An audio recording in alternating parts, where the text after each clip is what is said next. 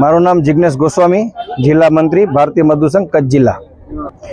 આજરોજ અમે ભારતીય મજદૂર સંઘ કેન્દ્ર અને ગુજરાત પ્રદેશમાં અમારું એક આયોજન નક્કી થયું હતું, જે હમણાં ઝારખંડ ખાતે જે બેઠક હતી એમાં નક્કી થયેલ કે ભાઈ દરેક જિલ્લા સ્તરે સમગ્ર ભારતમાં જિલ્લા કલેક્ટરશ્રીને જે ઘણા લાંબા સમયથી અમારા જે પ્રશ્નો છે મજદૂર ક્ષેત્રોના એની રજૂઆત કરવી। જેમ કે એમાં મુખ્ય પ્રશ્નો અમારા છે કે લઘુત્તમ વેતન 30,000 કરવું, ESICની જે લિમિટ છે એ 21,000થી વધારી અને 42,000 કરવી, પેન્શન છે અત્યારે 1,000 રૂપિયા છે એમાં મિનિમમ વધારો કરી અને 7,500 રૂપિયાનો વધારો કરી અને મેડિકલ સાથે સુવિધા પણ ઉપલબ્ધ કરાવી, APF પગારમાં જે અત્યારે લિમિટ 15,000ની છે એ 30,000 કરવી, બોનસનું જે કેલ્ક્યુલેશનની ગણતરીની મર્યાદા જે છે એ 7,000થી વધારી અને 18,000 સુધી કરવાની વાત છે। અને જે બોનસ પાત્ર જે મળવાપાત્ર છે એમાં અત્યારે 21,000 રૂપિયાની જે ગણતરી મર્યાદા છે એમાં વધારો કરી અને 42,000 કરવું। અને ખાસ કે જે સ્કીમ વર્કરો છે, આંગણવાડી, મધ્યાહન ભોજન અને આશા વર્કર, આમના માનદ વેતનમાં વધારો કરવો, સમાન કામ સમાન વેતન।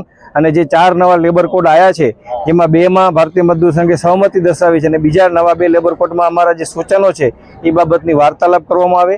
ગ્રેજ્યુટીની મર્યાદા છે એ અત્યારે 20 લાખ છે અને 40 લાખ કરવામાં આવે અને બેન્કિંગ ક્ષેત્રમાં 5 દિવસનું વીક અને કોન્ટ્રાક્ટ પ્રથા નાબૂદ કરી અને કાયમી ભરતી કરવામાં આવે। આ અમારી મુખ્ય માંગો છે।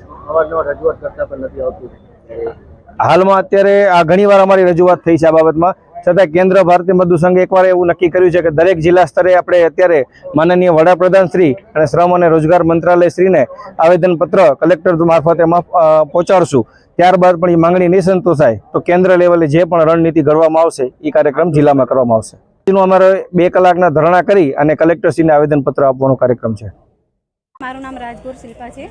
ભારતીય આંગણવાડી કર્મચારી મહાસંઘ વિભાગ મંત્રી તરીકે મારી જવાબદારી છે। અત્યારે અમારા આંગણવાડીના ઘણા બધા પ્રશ્ન છે, જેમ કે કેન્દ્ર સરકાર દ્વારા ઘણા સમયથી અમારો પગાર વધારો કરવામાં આવેલ નથી, તો કમસે કમ અમને લઘુત્તમ વેતનમાં સમાવેશ કરવામાં આવે। ત્યારબાદ દર વર્ષે અમારે 10% લઘુત્તમમાં વધારો કરવામાં આવે। હેલ્પર અને વર્કરને પ્રમોશન આપવામાં આવે। ઘણા સમયથી જે પ્રમોશન મળ્યા જ નથી, તો લાયકાત ધરાવતા બહેનોને ઉંમરની બાંધછોડ વગર પ્રમોશન આપવામાં આવે। ત્યારબાદ કે અમારા જે વયમર્યાદા છે 58 વર્ષ કરેલ છે, પરંતુ તેને 65 વર્ષ કરવામાં આવે, એવા વિવિધ અમારા માંગણી છે।